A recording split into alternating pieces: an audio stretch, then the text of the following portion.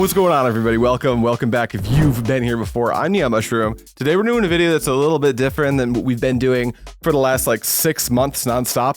Daily videos on the channel. We're playing some actual out in the field Magic the Gathering at our local series. This is the Pandemonium Premodern Summer series that we're currently in, and this is the 4th event. Here's the rules of engagement. How do we decide what deck I'm playing? By the way, if you want to see that, that's here. A couple notable changes about the deck, really just one. The photo here, unfortunately, I cleaned up all my pre-modern stuff after I finished the event and before I started recording this video. So this list is true to what I played at the event, except we did cut from 19 lands down to 18, and we're playing a Ray of Revelation in the main, something I really wanted to do. But this is the deck we're looking at. It's Gro-a-tog, and we landed on Gro-a-tog because I have a patron, and that patron has Discord members, and the Discord members get to vote on what decks I play out at these live events. So you guys can see some of these decks, not so much in these exhibition games that we play right here in the studio, but out in the field where information is not treated as freely, because we were talking about on the channel before, some people wish that we played with information just a little bit closer to our chests, and I definitely want to remain with the exhibition games being a little bit more open so people who maybe aren't in the format can understand some of the reasons things are done, and the games can go a little bit more smoothly. But I figured if people want the more competitively oriented content, let's do some actual games of Magic the Gathering out in the field where it's a tournament structure and there's prizes on the line and all that good stuff. So this first event, we are playing, like I said, Gro-a-tog, and we're going to go through 4 rounds of Swiss. And this tournament was on the same day as a huge Lorcana tournament at the same event, Pandemonium Games and Hobbies, that we were playing at, as well as a Warhammer tournament. So we are just cutting to top 2. You'll have to wait to see if there's a 5th video in the series. If I make it to top 2, who knows? But this first round, we're playing against Ryan Foley, someone you've seen, not on this channel, but you've definitely seen before on works that I have up on YouTube prior to this channel, and he's playing Reanimator, a deck I actually lent out, so I can show you another photo. This is Reanimator. His deck is very sick. He does have a transmorphative sideboard where he can sideboard into Oath of Druids, something I'm a huge fan of in these Reanimator decks. But that's everything you need to know going into this. If you do want to participate in these, I'll have some information at the end of the video. If you're kind of a native to the southeast area of Michigan, you can definitely come play. So if this is a little bit too local for you, come check it out. But let's get into those games. All right, getting into it, a little premonition. I do know how this game ends, unfortunately, so I'm going to do my best to not spoil anything. But thinking about the matchup with Reanimator, playing Gro-a-tog, I am a Swords to Plowshares deck with permission. I've also got Fire Ice in the main to help slow the game down. So I think that I would be typically favored. Please do keep in mind that this is Foley's first time playing the deck, and he has no reps. He just wanted to show up, me hand him the deck, and he just immediately go for it. So that's where we're at here in round 1 of this event. Looks like we draw, but then Foley beats me in the die roll, meaning that the curse is not just limited to this studio. Looking at my opener here, from what I can see, I don't remember perfectly, this event was over the weekend, but I think I'm going to keep this. Foley's going to mulligan a hand with absolutely 0 mana sources, which makes perfect sense. You just don't have any action. And trying to take a look at his 6 here, the way we did this, we didn't really want to spend all of our time showing the camera our cards. So when we can see, we'll try, and it looks like we're off to the races with Foley on an Undiscovered Paradise and no turn 1 play, which is not how the Reanimator deck wants to start. I'm going to drop City of Brass. Am I doing anything here with it? That's kind of a weird land to lead off. Sleight of Hand. So that's like a big tell. Not that Foley would necessarily know. He's pretty new to the format.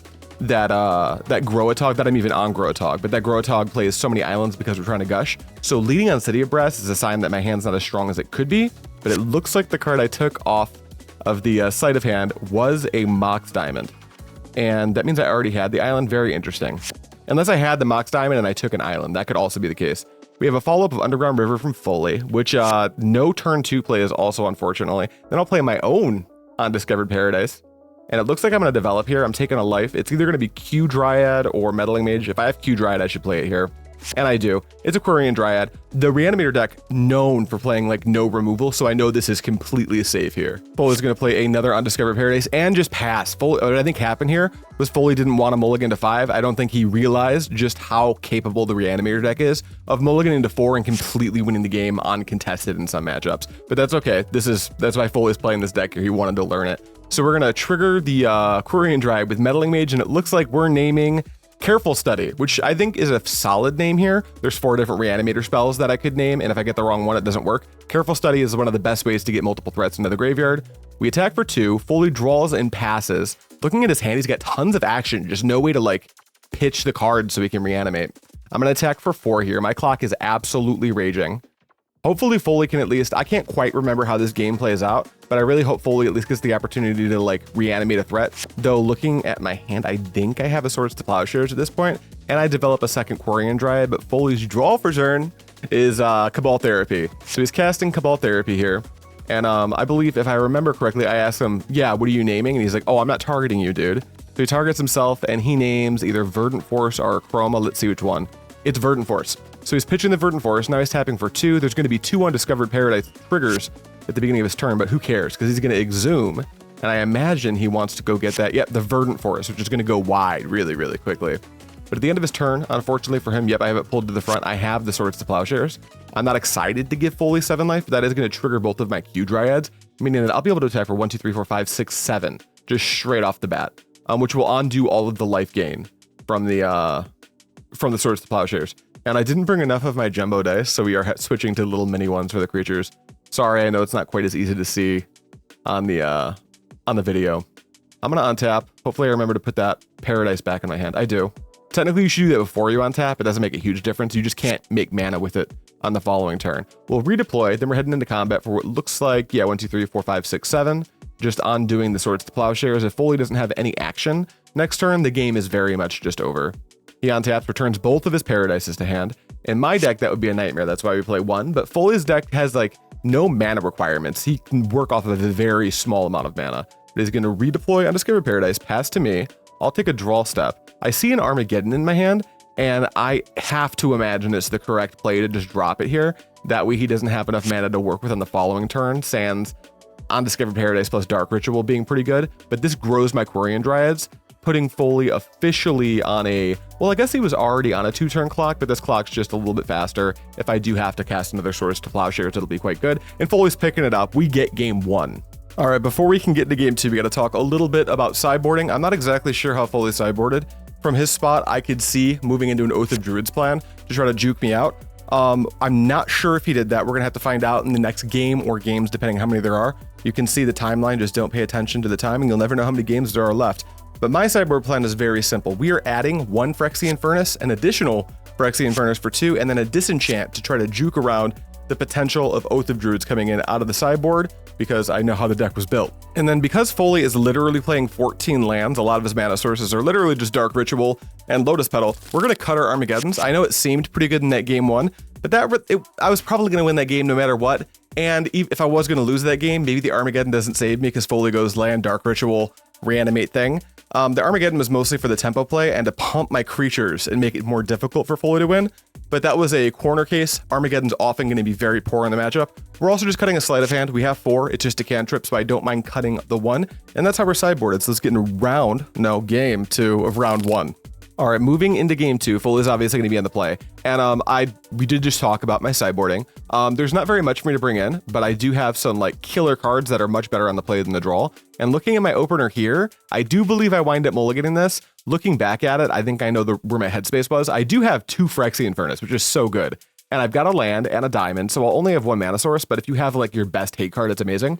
I did provide Foley's deck, and I know that he's playing Oath of Druids in the sideboard and have no clue if he brought an Oath. So if he has an Oath hand and I keep that, then my hand looks absolutely miserable. So he's going down to what looks like 5, and I am going to 6, keeping what looks like a pretty solid hand. I've got Gush, I've got a couple threats, I think a Fire Ice, pretty solid. And let's see if Foley can keep his 5. Reanimator, don't feel too bad for Foley yet. Reanimator can keep and win with so many different 4s and 5s. All it takes is like 4 cards, land, Dark Ritual, Imp, Reanimate spell, plus the thing you're trying to reanimate. So there's a lot of 5s that just absolutely demolish on turn 1. Foley's gonna lead on City of Brass and open on, what is this, Careful Study or Pimp? It's Duress. He's just gonna Duress me, and I immediately pass him the Phyrexian Furnace. Just like, hey man, you wanna take the card that I brought in from the sideboard specifically to win the matchup? And he does take it correctly, which is very smart. That's a pretty good start for Foley. I'm gonna lead on, I have to imagine City of Brass. I don't think I didn't draw any action spells, so we're not gonna have a turn 1 cantrip or anything like that. That Gush is also threatening to rot in our hand for a while. We're gonna need to draw some islands. We see an Undiscovered Paradise from Foley. He's gonna tap for a blue, and it looks like Careful Study. Yep, he's gonna Careful Study, so he's gonna draw 2 and discard. Any modern sickos will know Faithless Looting. It's the same thing, but it costs a red, and you can flash it back for a red and 2. That's a Neshoba Brawler and a Cabal Therapy, so 2 action spells going to the bin. which I think at the time I was like, man, that's not good for me, because currently I don't have a swords. I've just got the Fire Ice. Top decking an island here is very, very good for me. It looks like I'm conversing with Foley about why I'm not going to play Meddling Mage, and I think my reasoning was there's Life Death, Exhume, Reanimate, Animate Dead, all is ways to reanimate, and I can simply name the wrong one with Meddling Mage and get blown out. Undiscovered Paradise returns to hand. Foley plays it back out. It looks like his hand is Putrid Imp, my pimp altered Putrid Imps, because Putrid Imp, pimp. And Dark Ritual plus maybe a Reanimate spell. No, we just see the pimp. It's not a Reanimate spell, it's just a land. And I did remember to actually take a photo of the card so you could actually see it here in the video, which is, I'm proud of it. I did those myself. I'm not great at that type of text alter yet, but I'm working on it. We're gonna play the Undiscovered Paradise back out. And then here, if I don't have any action spells, I feel like I need to develop something. Looks like I have a Q Dryad, which I am gonna develop, which makes perfect sense to me. So we're gonna get a 1/1 going, knowing that Foley cannot beat it. He's already got a Putrid Imp, so if he's playing the Oath of Druids, we're at parity right now. Foley's gonna deploy the City of Brass. Looks like he's just getting busy for 1. I'm not even gonna bother trying to block. I don't have a way to grow my Quirion Dryad out of range, and he's already got action in his graveyard, so that doesn't really matter to me. Me drawing a second island here is gigantic. I might even just go for the Gush right now to try to utilize the mana and get a Meddling Mage into play, make my Quirion Dryad a bit bigger and start the pressure.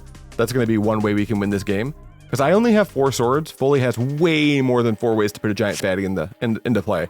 And he's already like 2/3 of the way there. He just needs to draw the Reanimate spell. All right, Gush draws me 2 lands. The Quirion Dryad gets a little bit bigger.